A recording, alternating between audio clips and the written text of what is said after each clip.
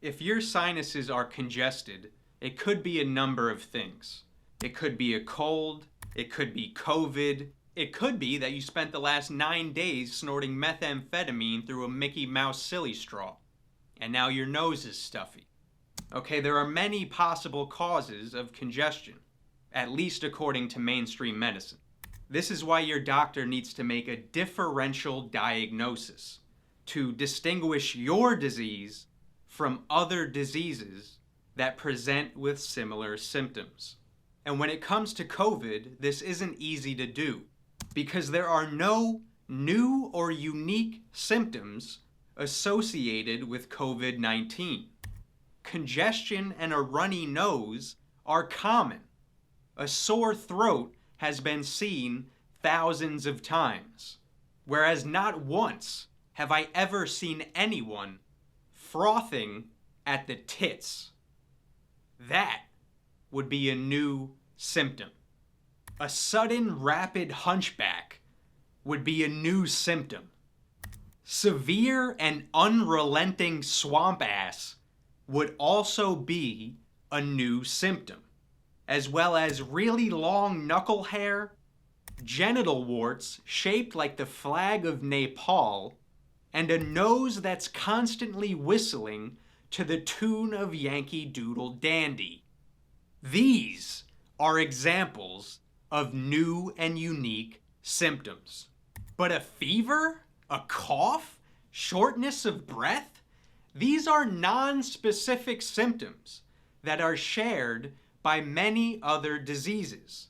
The most relevant is influenza, because the flu and COVID-19 share all of these symptoms. The only difference is that with COVID, you may experience a loss of taste or smell.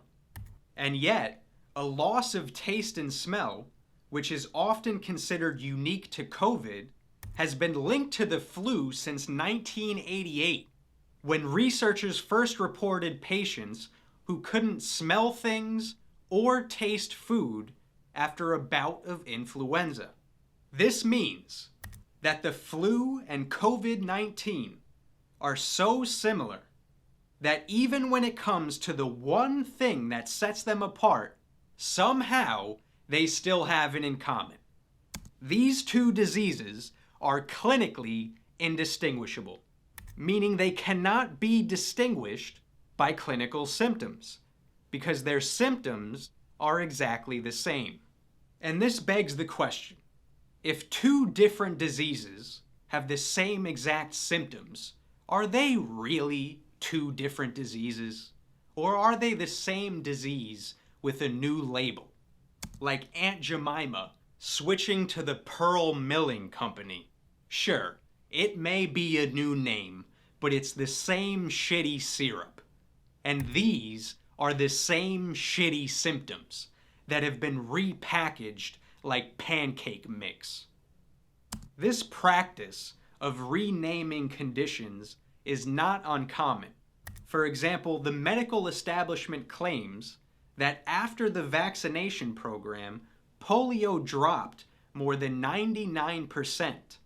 But despite this claim that we're polio-free, there's been a huge increase in acute flaccid paralysis, which is clinically indistinguishable from polio. It would seem, therefore, that the new condition referred to as acute flaccid paralysis is purely a name change used for cases that previously would have been polio. So by creating this new name, they could claim that polio is decreasing and that vaccination is the means by which success is achieved. The same thing happened with smallpox. The World Health Organization announced that smallpox was completely eradicated, all thanks to the miracle of vaccination. However, at the height of the smallpox vaccination campaign, an identical to smallpox in every way virus appeared in the media. It was called monkeypox, and the clinical presentation of monkeypox resembled smallpox. They shared the same symptoms, the same mode of transmission, the same vaccine. For all intents and purposes, monkeypox and smallpox are the exact same disease.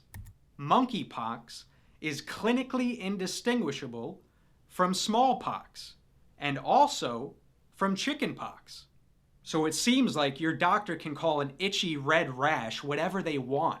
It can be smallpox, chickenpox, monkeypox, raccoon pox, skunk pox, squirrel pox, pigeon pox, penguin pox, or peacock pox, all of which are real diseases according to the CDC. And they have plenty more of them too.